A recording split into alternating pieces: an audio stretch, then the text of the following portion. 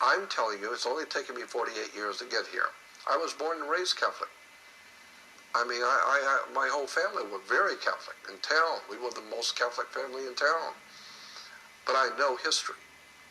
And I know that the most criminal organization on the face of the earth, in my humble opinion, I don't know that much about it, I've just been looking at it for 48 years, is the Vatican. As far as I'm concerned, it's the worst thing that's ever happened to the world, is what's really going on in the Vatican. And that doesn't even bring up the subject of propaganda due. P2, the propaganda due, P2 Lodge, that was even mentioned in Godfather 3 twice. There's a Masonic order in Europe called Propaganda Due. It's called P2. And it's connected directly, P2 is connected directly through membership with Opus Dei and the Knights of Malta and the Jesuits. Jesuits, Opus Dei, Knights of Malta, Masonic order are connected directly to something called Propaganda Due, P2 Lodge of Freemasonry. P2 Lodge of Freemasonry is world famous to people who do research into criminal organizations. And P2 is pure, unadulterated, pouring directly out of the trough, Nazism.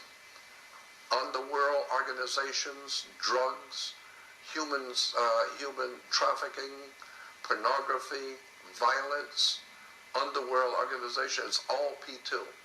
They are the ones who are promoting the right-wing death squads in Central and South America, Mexico, the drug cartels in Colombia. We're talking Catholic, Knights of Malta, drug cartels, Colombia, extraordinary vice on a level which it is hard for most humans to recognize, and it's all being orchestrated out of the Holy Father and Rome. This is why I've said so many times, there's never going to be a time in the history of this country that America will be saved. I don't believe America can be saved. I truly do not believe that America or the human race, I don't think it's just my opinion again, but I don't think the human race can be saved, and I don't think America can be saved, because so many millions of people just love the filth and degeneracy of the world we live in. They love it.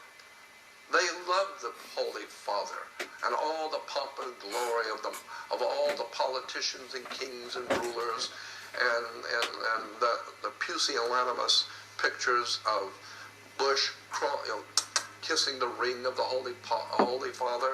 What does that look like for Nancy Pelosi, Speaker of the House Nancy Pelosi, in full color on the news, bowing down and curtsying and bowing down and kissing the ring of a Roman pontiff? The men who founded our great nation would throw up with this treason, high crimes and treason against the state by these people who call themselves America's leaders.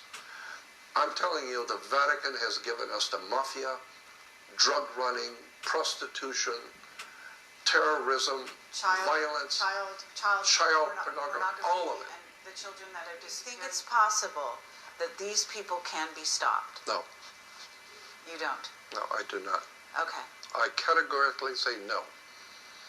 I do not believe there is any reasonable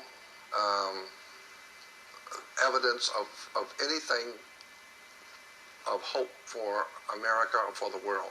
That's my personal opinion. I think that the light at the end of the tunnel is a train coming. There's no doubt in my mind, for myself, I do not believe America or the world at large is going to be able to extricate itself out of this situation. No, I do not believe it's possible. And the reason why is because the people are too stupid.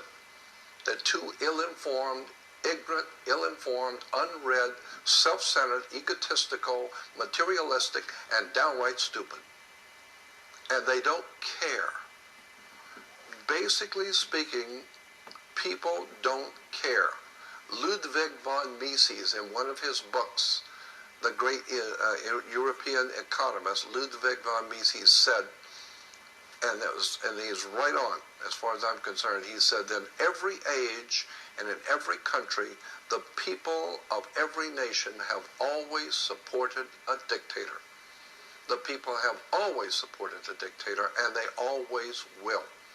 There's never been a time in the history of the human race that you can show me where the people of a nation rose up and demanded their freedom, liberty, and justice for all.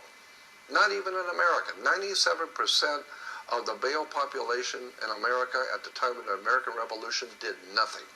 Only 3% took up arms against the British masters and gave us a modicum of freedom. But happily, that will never happen again. And I have to say that the fact that you're sitting here today and you're talking to us and you're alive and well, and that you're coming forward at this moment and talking about things with really no holds barred is indication to me that there is something going on that's more than you have dreamed of in your philosophy. So I want to thank you very much. Well, I want to answer that question. I do not believe America can be saved. I do not believe the human race can be extricated or saved from what is coming. I do not believe that my mission here is to save anybody. I believe what I am doing is to help those who want to know, those handful of people who are awakening and who sincerely, spiritually understand the dynamics of what's going on and who want to know and want to change and want the protection of the spirit. That's a small modicum of people, a very small niche. I do not believe America can be saved. I'm doing what I'm doing only to help those who want to know. Obviously, you are